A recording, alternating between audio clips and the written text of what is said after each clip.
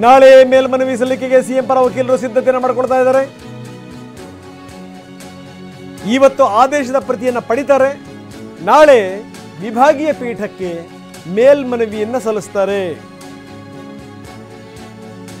ನಾಳೆನೇ ಮೇಲ್ಮನವಿ ಸಲ್ಲಿಸಲಿಕ್ಕೆ ಸಿಎಂ ಪರ ವಕೀಲರು ಸಿದ್ಧತೆಯನ್ನು ಮಾಡಿಕೊಂಡಿದ್ದಾರೆ.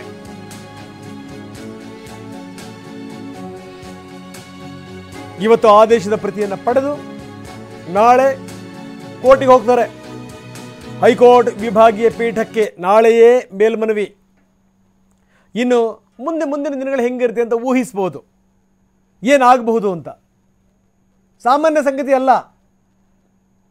ನಾನು ಹೇಳ್ತಾ ಇದ್ದೆ, 40-45 ವರ್ಷಗಳ ತಮ್ಮ ಸುದೀರ್ಘ ರಾಜಕೀಯ ಇತಿಹಾಸದಲ್ಲಿ ಸಿದ್ದರಾಮಯ್ಯನವರು ಯಾವುದೇ ಗುರುತರವಾದಂಥ ಆರೋಪಗಳನ್ನು ಹೊತ್ತಂಥವರಲ್ಲ, ಹೆಸರು ಕೆಡಿಸ್ಕೊಂಡಿರುವಂಥವರಲ್ಲ. ಅವ್ರದ್ದು ಹಾರ್ಡ್ ಅರ್ನ್ಡ್ ಕ್ರೆಡಿಬಿಲಿಟಿ. ಈಗ ಕ್ರೆಡಿಬಿಲಿಟಿಗೆ ಧಕ್ಕೆ ಆಗುತ್ತೆ ಅಂತಂದರೆ ಸಿದ್ದರಾಮಯ್ಯ ಉಳಿಲಿಕ್ಕೆ ಸಾಧ್ಯನಾ? ಸಿದ್ದರಾಮಯ್ಯನವ್ರಿಗೆ ಈ ರೀತಿ ಸ್ಥಿತಿ ಆಗಿದೆ ಅಂತಂದರೆ ಏನು ತಿಂದು ಏನು ಬೇಕಾದರೂ ತೇಗ್ತೀವಿ, ನಾವು ಅರಗಿಸ್ಕೊತೀವಿ ಅನ್ನುವಂಥವ್ರು ಮುಂದಿನ ದಿನಗಳಲ್ಲಿ ಸಂಕಟ ಸಿಕ್ಕಾಕೊಳ್ತಾರೆ. ಗೊತ್ತಿತ್ತು, ಸ್ವಪಕ್ಷೀಯರಿಗೆ ಗೊತ್ತಿತ್ತು. ನಾನು ನೇರವಾಗಿ ಹೇಳ್ತಾ ಇದ್ದೀನಿ. ಎಲ್ಲ ಒಂದು ಕಡೆಗೆ ಅವರಾಗಿ ಜಾರಿ ಬೀಳ್ತಾ ಇದ್ದಾರೆ, ನಾವ್ಯಾಕೆ ತಳ್ಳಿ ಕೆಟ್ಟವ್ರು ಅನ್ನಿಸ್ಕೋಬೇಕು ಅಂತ ಸುಮ್ಮನಿದ್ರೆ ಅಷ್ಟೇ. ಗೊತ್ತದು, ಕೈನಲ್ಲಿರುವಂಥ ಅಂಗೈನಲ್ಲಿರುವಂಥ ಗೆರೆಗಳಷ್ಟೇ ಸ್ಪಷ್ಟ ಇಲ್ಲೇನೋ ಎಡವಟ್ಟಾಗುತ್ತೆ ಅಂತ. ಈ ಮುಖಾಂತರ ಕಾಂಗ್ರೆಸ್ ನೇತೃತ್ವದ ಸರ್ಕಾರದಲ್ಲಿ ಕಂಪನ ಶುರುವಾಗಿದೆ. ಅದು ಅಂತಿಂಥ ಕಂಪನ ಅಲ್ಲ, ಅದು ಭೂಕಂಪನ. ಆ ಭೂಕಂಪನದ ಕೇಂದ್ರ ಬಿಂದು ರಿಕ್ಟರ್ ಮಾಪಕದಲ್ಲಿ ನೀವು ಎಷ್ಟೊಂದು ಅಳೆಯೋಕ್ಕಾಗಲ್ಲ, ಅದಕ್ಕಿಂತ ಘೋರವಾಗೇ ಇರುತ್ತೆ. ಆ ರಿಕ್ಟರ್ ಮಾಪಕದ ಕೇಂದ್ರ ಬಿಂದು ಎಲ್ಲಿದೆ ಅಂತಂತಂದರೆ ಅದು ಮೈಸೂರಲ್ಲಿದೆ, ಅದು ಮೂಡಾದಲ್ಲಿದೆ.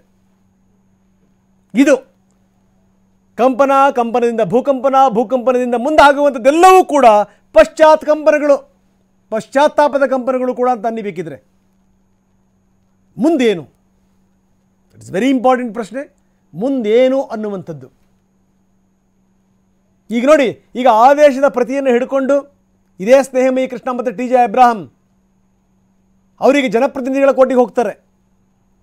ಅಲ್ಲೇನಾದರೂ ಅಸ್ತು ಅಂತ ಅಂದರೆ ಕೋರ್ಟು ಸಿದ್ದರಾಮಯ್ಯನವರ ವಿರುದ್ಧ FIR ದಾಖಲಾಗುತ್ತೆ.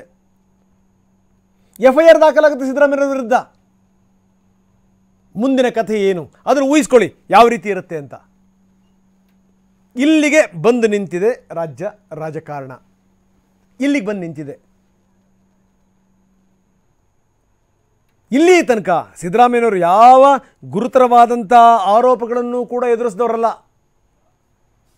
ಆದರೆ ಈಗ ಗುರುತರ ಆರೋಪಗಳನ್ನು ಎದುರಿಸುವಂಥ ಸ್ಥಿತಿಯನ್ನು ತಂದುಕೊಂಡಿದ್ದಾರೆ ಸಿದ್ದರಾಮಯ್ಯನವರು. ಇಲ್ಲಿಗೆ ಬಂದು ನಿಂತಿದೆ. ಈಗ ಮುಂದೆ ನೀವು ವಿಭಾಗೀಯ ಪೀಠಕ್ಕೆ ಹೋಗ್ಬೋದು, ನಿಮ್ಮ ದೂರುದಾರರು ಜನಪ್ರತಿನಿಧಿಗಳ ಕೋರ್ಟಿಗೆ ಹೋಗ್ಬೋದು,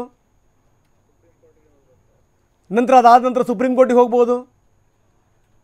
ಪ್ರಶ್ನೆ ಬೇರೆ. ಆದರೆ ಇಲ್ಲಿ ತನಕ ಆದಂಥದ್ದು ಬೇರೆ, ಇನ್ನು ಮುಂದಾಗುವಂಥದ್ದು ಬೇರೆ. ನಾನು ಹೇಳ್ತಾ ಇದ್ದೆ, ಇದೊಂಥರ ಈ ಪಶ್ಚಾತ್ ಕಂಪನ ಆದಮೇಲೆ ಭೂಕಂಪನ.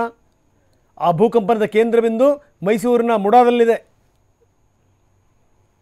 ಹೆಂಗೆ ಅರಗಿಸ್ಕೊಳ್ಳುತ್ತೆ ಕಾಂಗ್ರೆಸ್?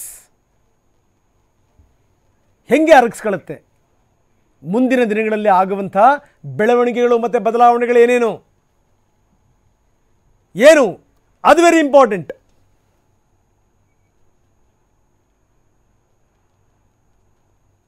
ಸೊ ಇವತ್ತು ಬಹುಶಃ ಗೊತ್ತಿತ್ತು ಕೆಲವರಿಗೆ, ಖಂಡಿತವಲ್ಲ ಹಿಂಗಾಗುತ್ತೆ ಅಂತ. ಪ್ರಶ್ನೆ ಬೇರೆ.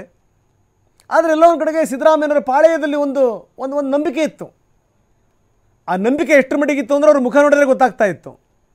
ಇವತ್ತಿನ ಕಾರ್ಯಕ್ರಮದಲ್ಲಿ ಅವರು ಪಾಲ್ಗೊಂಡಿದ್ದರು, ಆದರೆ ಲವಲವಿಕೆ ಇರಲಿಲ್ಲ. ಮುಗಿದಾದ ಮೇಲೆ ಅಲ್ಲಿಂದ ನಿರ್ಗಮಿಸಿದರು. ಹೋಗುವಂಥ ಸಂದರ್ಭದಲ್ಲಿ ಅವರ ಲ್ಯಾಂಗ್ವೇಜ್ ಮತ್ತು ಬಾಡಿ ಲ್ಯಾಂಗ್ವೇಜ್, ಅವ್ರನ್ನ ವಿಶ್ ಮಾಡಿ ಬೀಳ್ಕೊಟ್ಟಂಥ DK ಶಿವಕುಮಾರ್ ಅವರ ಬಾಡಿ ಲ್ಯಾಂಗ್ವೇಜ್, ಅದು ನೋಡಿದಂಥ ಸಂದರ್ಭದಲ್ಲಿ ಮುಂದಿನ ಆಗುಹೋಗುಗಳು ಏನೇನು ಅನ್ನುವಂಥದ್ದು ತುಂಬ ಸ್ಪಷ್ಟವಾಗಿ ಗೋಚರ ಆಗ್ತಾ ಇತ್ತು. ತುಂಬ ಸ್ಪಷ್ಟವಾಗಿ ವಿಪಕ್ಷೀಯರು ಯಾವ್ಯಾವ ತಂತ್ರಗಾರಿಕೆಯನ್ನು ಹೆಣಿಬೋದು ಬಿಡಿ, ಸ್ವಪಕ್ಷೀಯರು ಯಾವ್ಯಾವ ರೀತಿ ಹೆಣಿತಾರೆ ತಂತ್ರಗಳನ್ನು, ಯಾವ ರೀತಿ ಹಣಿತಾರೆ ಅದು ಸಂಗತಿ. ಅಂತೂ ಇಂತೂ ಪ್ರಾಸಿಕ್ಯೂಷನ್ಗೆ ಅನುಮತಿ ಕೋರಿ ಸಲ್ಲಿಸಿದಂಥ ಅರ್ಜಿ ಈ ಮುಖಾಂತರ ವಜಾಗೊಂಡಿದೆ.